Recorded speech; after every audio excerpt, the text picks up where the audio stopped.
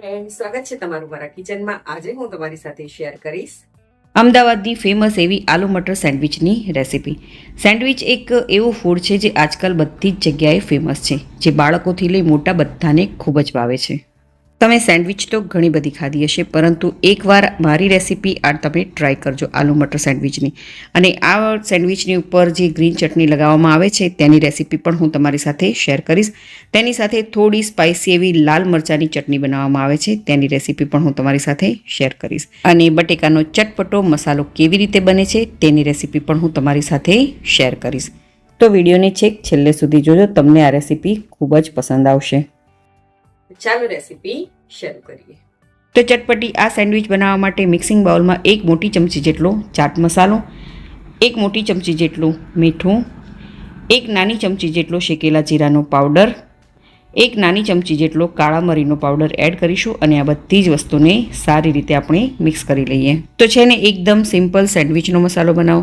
આ મસાલો લારી પર મળે છે તેવો જ આપણે સેન્ડવિચનો મસાલો તૈયાર કર્યો છે. અને આ મસાલાને તમે 2 થી 3 મહિના સુધી ફ્રીઝમાં સ્ટોર કરી શકો છો. તો આપણો આ સેન્ડવિચનો મસાલો તૈયાર થઈ ગયો છે. હવે આપણે નેક્સ્ટ પ્રોસેસમાં જઈએ. તો હવે આપણે બનાવીશું લીલી ચટણી. તો તેના માટે આપણે મિક્સર જાર લઈશું અને તેમાં 50 ગ્રામ જેટલી કોથમીર લઈશું. કોથમીરને મેં સારી રીતે ધોઈ લીધી હતી અને કોથમીરને આપણે ડાળખા સાથે જ એડ કરવાની છે. હવે 3 થી 4 અહીં આપણે લીલા મરચાં લઈશું. અહીં આ લીલા મરચાં મેં થોડા તીખા લીધેલા છે. 8 થી 10 આપણે લીમડાના પાન એડ કરીશું. સાથે અડધી નાની ચમચી જેટલો આપણે સેન્ડવિચનો જે મસાલો તૈયાર કરીને રાખ્યો હતો તે એડ કરી દઈએ. સ્વાદ પ્રમાણે મીઠું, 1 નાની ચમચી જેટલી ખાંડ, 1 નાની ચમચી જેટલો લીંબુનો રસ, 1 મોટી ચમચી જેટલી સેવ એડ કરીશું. અને લાસ્ટમાં આપણે એડ કરીશું થોડા એવા બરફના ટુકડા. હવે મિક્સર જારનું ઢાંકણ બંધ કરી અને તેની ચટણી ફોર્મમાં આપણે ગ્રાઇન્ડ કરી લઈએ. તો અહીં જુઓ તમે, અહીં આપણી એકદમ ચટપટી ચટણી બનીને તૈયાર થઈ ગઈ છે. અહીં મીઠું, તીખું અને તમારે ખટાશ કેટલી જોઈએ છે તે તમારા ટેસ્ટ પ્રમાણે એડ કરજો. હવે આપણે અહીં રેડ ચટણી બનાવીશું. તો તેના માટે મેં 5 થી 6 સૂકા કાશ્મીરી લાલ મરચાં લીધા હતા. તેના બીજ કાઢી અને તેને મેં ગરમ પાણીમાં પલળવા માટે અડધો કલાક માટે રાખી દીધા હતા. તો આ બધી જ પલળેલા જે લાલ મરચાં છે તેને આપણે મિક્સર જારમાં એડ કરી લઈએ. હવે તેની સાથે આપણે એડ કરીશું 5 થી 6 લસણની કળી, 1 નાની ચમચી જેટલું જીરું, અડધી નાની ચમચી સંચળ પાવડર, મીઠું સ્વાદ પ્રમાણે, 1 નાની ચમચી જેટલો લીંબુનો રસ. હવે 1/4 કપ જેટલું આપણે તેમાં પાણી એડ કરીશું. અને ચટણી પીસતી વખતે જો તમને જરૂર લાગે પાણીની તો તમે 1 થી 2 ચમચી જેટલું પાણી એડ કરજો. તો અહીં જુઓ આપણી લાલ ચટણી બનીને તૈયાર થઈ ગઈ છે. આટલી થીક ચટણી આપણે આને રાખવાની છે. આપણી લાલ ચટણી તૈયાર થઈ ગઈ છે. હવે આપણે ચટણીને સાઈડમાં રાખી દઈએ અને નેક્સ્ટ પ્રોસેસમાં જઈએ. હવે મીડિયમ ગેસની ફ્લેમ પર આપણે એક પેન રાખીશું અને તેમાં 1 મોટી ચમચી જેટલું તેલ એડ કરીશું. અને તેની સાથે 1 મોટી ચમચી જેટલું બટર પણ એડ કરી લઈએ.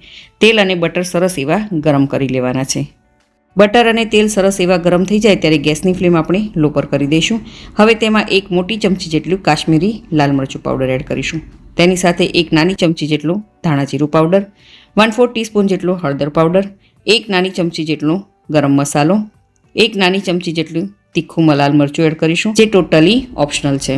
ત્યારબાદ 1 મોટી ચમચી જેટલો સેન્ડવિચનો મસાલો એડ કરીશું. અને આ બધા મસાલા બળે નહીં તો તેના માટે 2 મોટી ચમચી જેટલું પાણી એડ કરીશું.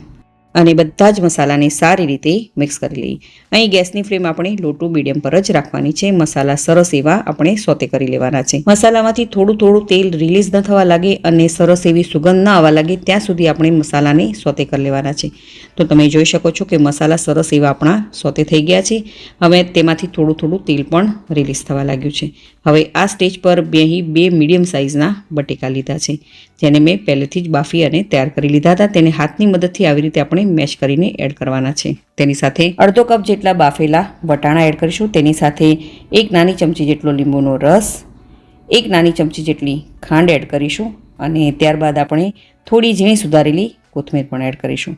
અને આ બધી જ વસ્તુને પોટેટો મેશરથી આવી રીતે સરસ એવી મેશ કરી લેવાની છે. અહીં આપણે એ વાતનું ખાસ ધ્યાન રાખવાનું છે કે વટાણાને આપણે એકદમ મેશ નથી કરી લેવાના. વટાણાને દાણા છે તે હલકા તેમાં દેખાવા જોઈએ.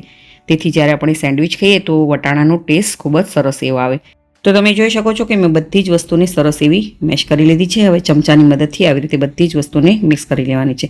અને હા, ગેસની ફ્લેમ આપણે મીડિયમ પર જ રાખવાની છે. તો તમે જોઈ શકો છો કે આપણો ચટપટો બટેકાનો મસાલો એટલે કે સ્ટફિંગ બનીને તૈયાર થઈ ગયો છે. તો ચાલો હવે આપણે સેન્ડવિચને એસેમ્બલ કરી લઈએ. તો સૌથી પહેલાં મેં અહીં 2 સેન્ડવિચની બ્રેડ લીધી છે. અહીં તમે નોર્મલવાળી બ્રેડ આવે છે તેનો પણ ઉપયોગ કરી શકો છો અથવા તો બ્રાઉન બ્રેડનો પણ ઉપયોગ કરી શકો છો. હવે બંને બ્રેડ ઉપર આપણે માખણ લગાડવાનું છે. માખણ સરસ એવું લગાડી દઈએ ત્યારે આપણે એક બ્રેડની સ્લાઇસ ઉપર આવી રીતે આપણે લીલી ચટણી લગાવીશું.